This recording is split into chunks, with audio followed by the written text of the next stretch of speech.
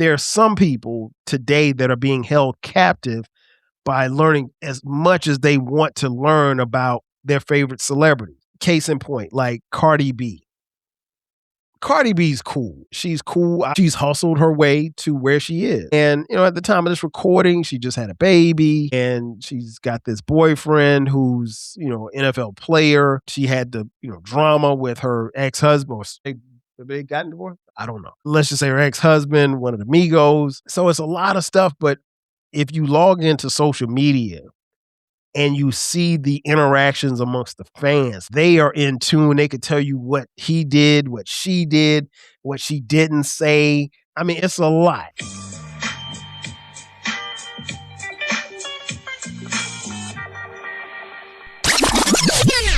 Ladies and gentlemen, thank you for listening. Thank you for downloading. And thank you for subscribing to the latest edition of the 12 Kyle podcast. I am your boy 12 Kyle. I want to thank you all for tuning in as you do each and every week. Shout out to those of you who are watching on YouTube as well as Spotify. Man, check this out. I was sitting in my house the other day and I was watching TV and I just was flipping channels and I happened to come upon a channel. I'm not going to name the channel or the program. And they were talking about, this celebrity gossip or what have you was going on. And the thought hit me in that moment. I was just thinking, we really know too much. Like, we know way too much. And what brought me to that thought was the report that was being made. And again, I saw maybe 15 seconds of it. The celebrity who they were talking about, was going through some things and there was some rumors about infidelity with them and their spouse and former lover and all kind of stuff. So, and I'm like, why is this news? Like, we know way too much. And it got me to thinking, like, and I know we haven't always been like this. And I also understand that there's a segment of society that likes and is entertained by that type of news or whatever. And that's cool. It ain't never been my steez. It ain't never been my kick or how I get down. I came up in a different era. I always say, like, back then, if you came up in the 70s and the 80s and in the 90s, like, you did what you did, but you didn't really worry too much about things that happened outside of where you were. So, gossip and stuff like that, I'm not going to tell you that it didn't exist. I don't want to paint that picture at all. What I will say is that, like, I think the idea of sharing everything has really gone to a whole nother level. And what I mean by that is, I know someone personally. I'm not going to mention their name, but they went on a very popular TV show back in the day, and this was like in the 90s, I think, late 90s, I want to say, or maybe early 2000s. They went on a very popular TV show where, I'll just give you a hint, the host, his audience would scream his name and they would chant, and there would usually be a fight or something like that. A lot of paternity tests. But nonetheless, I know someone who went on his show and she said some things. I'm not going to get into what she said, but what I will say is this, because I'm sure she's going to see this episode and she knows who she is. And I think we've laughed about it before, but nonetheless, the moral of the story is that she got on the show and she said and fabricated a bunch of stuff that didn't happen in her life. And the thing is that there was nobody to verify that it did or didn't happen. And what she got out of it was, I guess, a level of publicity. I guess a level of fame, I guess, if if you want to be famous. But there was nobody there to verify that any of the stuff that she said actually happened. Because I know her, I know that it didn't happen. And I'll be honest, I wasn't even mad at her, but it was just like, that's where we were. And that's where we were, but that's not where we always were, if that makes sense. And what I mean by that is, again, I came up in an era where, they always told us a child is to be seen and not heard. So, and then they also told us, keep our family business in our house. What goes on in our house doesn't leave this house. And so you couldn't tell what happened in your house to your friend down the street. And your friend who lived down the street couldn't tell you what happened in his house or her house. It just wasn't like that. The adults made sure that they let us know that family business stayed family business. And there was some pushback, there was some fallout from that because every family has issues. I don't care who you are. You can be a great family, you can be a bad family, you can be a family with no money, you can be a family that's billionaires. Everybody's got some type of family issues. Some issues are bigger than others, but everybody has family issues, my family included.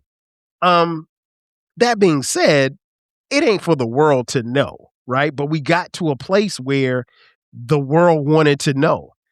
And then as we moved into the 2000s and the aughts where cameras, cell phones, social media became involved, we became even more thirsty for what was happening inside people's houses. I mean, like, the birth of reality TV changed everything. I wasn't someone who watched The Real World, but I knew that it existed. I saw a couple of episodes.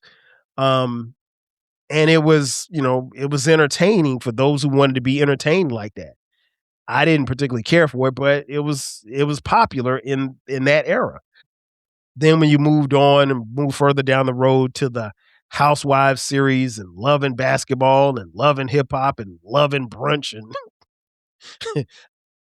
I don't know. No, I vaguely know any of these things. I remember one time I was in an airport and I was talking to this guy, didn't know, a stranger, and he was like, "Where you flying to?" I was like, "I'm flying back home to Atlanta."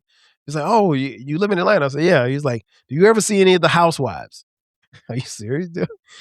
You do know that these housewives aren't even married. In fact, the houses that you see on TV aren't their houses. But that's another story for another day.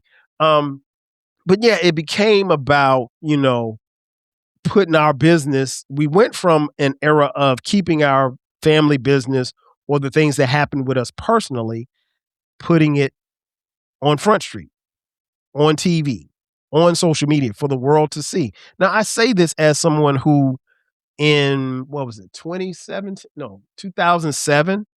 I started a blog that still exists to this day. And I talked about some personal things, but I'll be honest, I've never told a lie on that blog, but I've also never said something on that blog that I wouldn't say in front of my mom or in front of a church or in front of a committee. My deepest, darkest secrets didn't go on that blog. I do have some deep, dark secrets. I ain't gonna tell y'all that.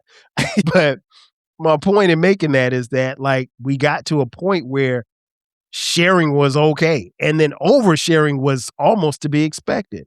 But we know too much. We really, really know too much. And I know that as someone who grew up in the era that I grew up in, we weren't told to ask because you didn't ask people because you didn't want to know. You didn't, in a lot of ways, we didn't care. Like, so we cared about celebrities and athletes, but like, that's kind of like where it stopped. Like, your fandom went to that celebrity, your fandom went to that athlete. I've said many a time, like, my favorite basketball player ever is Michael Jeffrey Jordan. I think he's the greatest I don't think. He's the greatest basketball player I've ever seen. Now, where you rank him, I don't care. He's the GOAT to me. That being said, like, it worked out for Michael in large part too, because he didn't have to come through the social media era. Mike, if you know Mike was that dude. Mike did a lot of things that did not mesh with the public persona that you may or may not have had for him. Yeah, he was a pitch man for Nike, he was a pitch man for Gatorade, and pitch man for McDonald's, all of that stuff. and he was, bright. He was obviously talented. Um, Women thought he was sexy. He had a bald head. He could jump out the sky. And he was the greatest basketball player on the court. But off the court, Mike lived a different life. And, it was funny as people, a few years back during COVID, when the series The Last Dance, when the document series came out, um, people there were a generation of people who came up with me who was surprised by a lot of what they found in that documentary. And we knew, if you're a fan, you knew all of that. Like Mike wasn't the most genuine guy. He wasn't the most likable guy. He was hard on his teammates at times. Mike had his vices. Mike, despite being married, Mike had hoes. Let me stop. Mike had women. I mean, he is documented that he allegedly paid for an abortion for one woman. Mike got out there. Mike smoked, drank. You know, he it's funny because like if you look at him now, he had I think it was right before his last retirement. He showed up at the press conference with his I think it's his right index finger in a splint, and they asked him what happened to his finger, and he said he cut his finger cutting a cigar with a cigar cutter. But he severed a tendon in his finger, so he can't. So his fingers, if you're watching on YouTube or Spotify, his finger sticks out like this, like he can't bend the finger. So anyway, I think Mike cut his finger chopping up some weed. That's just, but that's how it was. Like we didn't care. Like athletes and entertainers, we didn't care. We didn't. They lived their lives, and there was very little about them that we knew. Um, I don't know who Joe Montana voted for in the '84 election. I don't care. I don't know if he voted for Reagan or not. He may have. He may not have voted at all. I don't know. But we didn't care. And like we were taught that there were certain boundaries that you put because people had their business and they kept their business to themselves and they shared what they wanted to share. But right now we know too much. I mean, like, and I talked about it on the Rap Soul podcast, and it's worth repeating. Um, the whole thing with Puff, right? Puff Daddy, y'all know. Um, Puff at the time of this recording is serving a 4-year sentence. I think he's got a 4-year sentence um, for prostitution, and we heard about, what we heard at his trial about everything that happened. From the prostitution to the freak offs to any and everything in between. And I learned a lot about Puff. Well, let me take that back. I learned a few things about Puff that I didn't necessarily need to know about his personal life. Now, I'll be honest. Some of the things that was mentioned in his trial and leading up to the trial and the gossip and the tea and the headlines and all of that stuff, I'd heard before. I'd heard about Puff's sexuality, that he was into men. I heard that. I heard that he had a temper, and I heard that from people who were close to him. And I heard that years ago. I mean, it wasn't nothing new. I heard that he dabbled in with some of his artists or whatever like that. I heard that, male and female, sexually. And so like a lot now, the whole thing about him beating up Cassie, his former girlfriend, Cassie Ventura, I did not know until I saw that video. And I mentioned it before. This is worth repeating. I was never like a fan of Puff. It didn't make me cut Puff off because I ain't been rocking with Puff for a long time. But like I was a Biggie fan, so Puff was there. So it's kind of like, okay, he cool. He would be with Big. But nonetheless, I learned a lot about, and I think we all did. We learned a lot about Puff that we didn't necessarily need to know. Like I don't need to know that you get off by watching someone else have sex with your woman. Are there a lot of people in this world that do that? Yeah, yeah. Some might find it strange. Some may find that to be a turn on. Personally, it's never some shit I'm doing, but you know my motto. We're all freaks, some just bigger than others. But that level of freakdom, Hey, I ain't even on that level. I'm down here. I'm way down here. But what that taught us that is that, like I said, we just know too much. I found out way, and some of that stuff, or at least most of the stuff, I will assume that is true. Um, it's way more than I need to know about Puff. I don't need to know how Puff likes it, how he likes his women, how he likes his men. I don't need to know none of that stuff. But here we are. We just really, really know way too much. And I'm from an era where we didn't know as much. So that's really a conflict for me. And now it is time to take a quick commercial break. On the other side of the break, I'll tell you a little bit about more of what we should not know. Sit tight. We'll be back in just a second.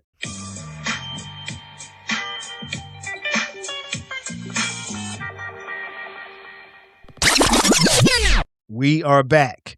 Once again, it's your boy 12 Kyle. This is the 12 Kyle podcast, and we're talking about the things that we just know way too much about. I mentioned athletes and entertainers, and I want to pick up right there because uh, one of the things that I used back in the day to learn about my favorite entertainer was this thing called Right On Magazine. Right On Magazine was a black magazine that was aimed at, teens and adolescents and young adults. Um, and while it did not delve into any celebrity gossip, it gave us an idea or an attempt to learn more about our favorite stars. Like, I'll give you an example. I remember reading Right On Magazine, and there was an article about Michael Jackson and what he does each day. And in the article, it highlighted what he ate for breakfast. Now, for me, a kid that's, 11, 12 years old, I don't really care about what Michael eat for breakfast. I mean, I guess if he ate Fruit Loops and I grew up eating Fruit Loops, I guess that would be cool. Like, oh man, Michael Jackson and we eat the same Fruit Loops. Outside of that, I mean, I don't really care about what Mike ate for breakfast. Um, but that's how we learned a little bit about our celebrities. And I thought that was always cool because it gave us a small peek behind the curtain as to what our celebrities liked, what they disliked. Um, Back in the day, you could be a part of what they call a quote unquote fan club. If you were part of a fan club, you could write letters and maybe they'd send you a poster and maybe they'd send you an autograph poster. So it was those type of things. And I know that the 70s and the 80s are totally different from 2026. I get it. There's no such thing as fan clubs anymore, at least I would assume. Um, and if Right On Magazine is still in publication, I don't think that it is, but without looking it up. But if it is, I mean, everything that you probably want to get from Right On Magazine, you probably could get from Instagram because instead of, purchasing a Right On Magazine to find out what Beyonce eats for breakfast, you can go to her Instagram page. I'm sure she has a spread somewhere on her Instagram page as to what she and Blue Ivy were eating for breakfast. Um, but that was just our introduction. And I think that served its purpose. And it also allowed us just to get a peek, and it was enough to pique our interest, but it wasn't enough to hold us captive. And I think there are some people today that are being held captive by learning as much as they want to learn about their favorite celebrities. Case in point, like Cardi B. Cardi B's cool. She's cool. I've watched her, rise. I'm not a fan of her music. I mean, if it comes on, I don't turn it off, but I don't really listen to her music like that. Um, but she's hustled her way to where she is. And, at the time of this recording, she just had a baby and she's got this boyfriend who's, NFL player. And, she had the, drama with her ex-husband. Have they gotten divorced? I don't know. Let's just say her ex-husband, one of the Migos. So it's a lot of stuff. But if you log into social media and you see the interactions amongst the fans, like they are in tune. They could tell you what he did, what she did, what she didn't say, what this one, they have screenshots of this woman accusing her ex-husband of buying her a bag. They have this voice note recording of this woman saying he took me to Paris while you were pregnant. I mean, it's a lot. And I just made that up. I don't know. I'm just giving examples. Um, but it's a lot. And I'm like, why does this matter to you? Like, I don't know. I mean, like, here's the thing. And social media, I mentioned social media, so we might as well touch on it. Social media, I've said for the longest, has been the gift and the curse. Particularly, things like Twitter, Instagram, Facebook. Um, and I say that as someone who has all of that. Twitter was a thing. It was a really big thing for me several years ago. And then everybody showed up. And once that, because I got to Twitter when nobody was there. And so I'm a Twitter OG.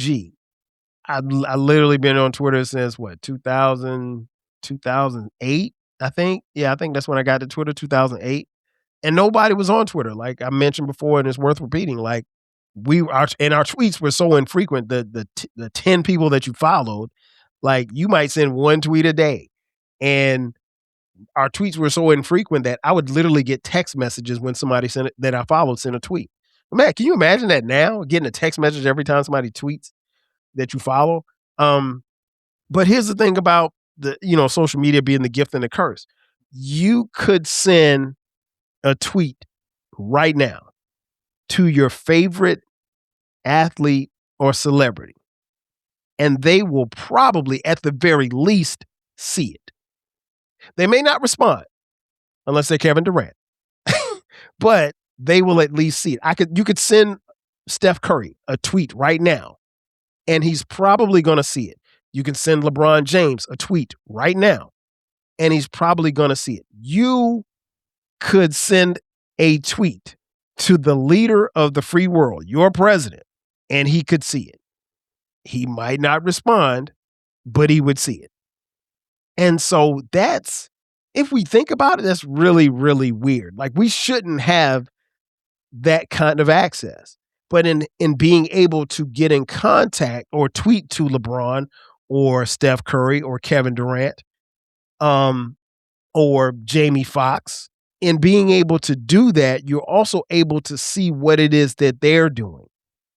So if Beyonce goes on a walk with her dog, if she live streams on Instagram, I can see that. I think that could also be problematic because why do I need to know what Beyonce's neighborhood looks like? Why do I need to know what her dog looks like? Why do I need to know what she ate for breakfast? It's a lot, man. It really, really is a lot. And so the ultimate question is, why are we so invested in the lives of others when it comes to celebrities, athletes, entertainers, or just regular Joe or Jane, and we're so consumed by what it is that they're doing? Why do we know so much about everybody and everything? Why does that matter to us? What does that say about us? Does that mean that we're thirsty? Does that mean that we seek knowledge? Does that mean that we seek so much to be entertained? Why are we so invested? Like, there is a celebrity rapper who has a nation of fans. I'm not going to mention her name. You know who she is. And if you say one bad thing about her, oh boy, her legion of fans will attack you, quote unquote, on social media.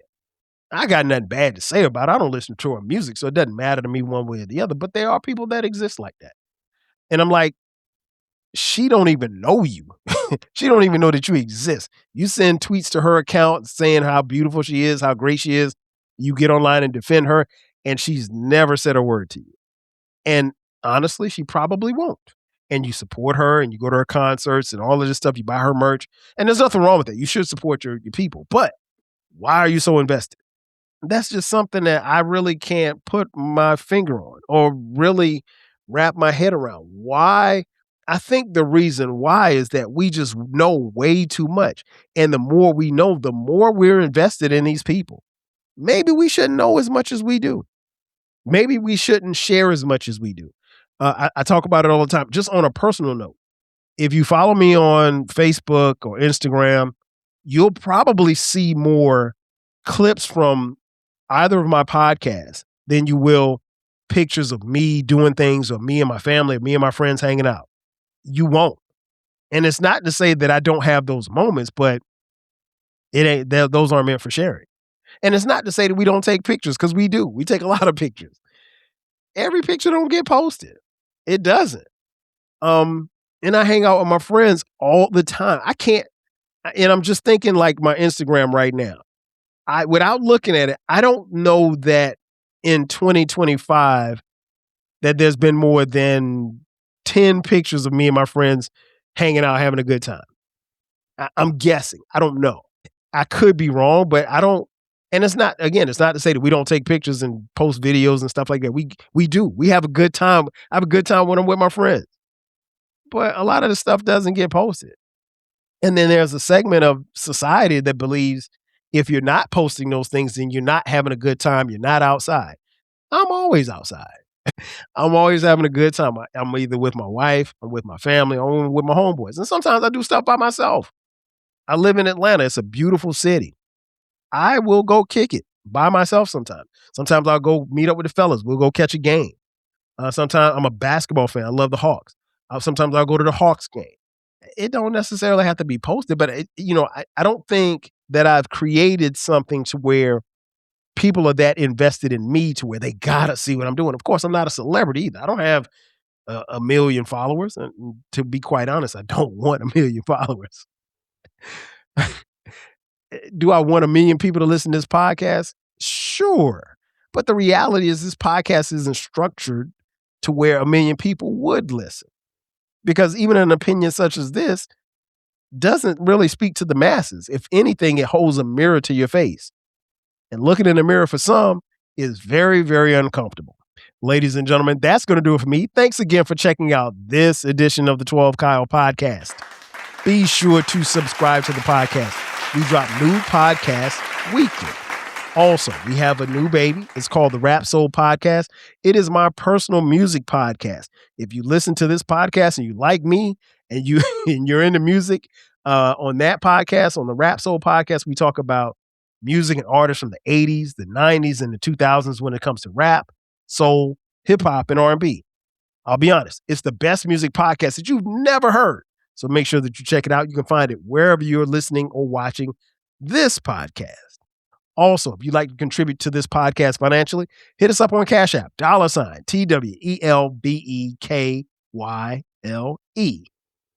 And lastly, we have merch. If you'd like to buy 12 Kyle Podcast merch, click the link in the description box, and there you can buy 12 Kyle Podcast t-shirts, hoodies, as well as coffee mugs. We got it for the low. Ladies and gentlemen, that's going to do it for me. Thanks again for checking out this edition of the 12 Kyle Podcast. I am your boy, 12 Kyle. I'll catch you guys next time. 5,000. Chill.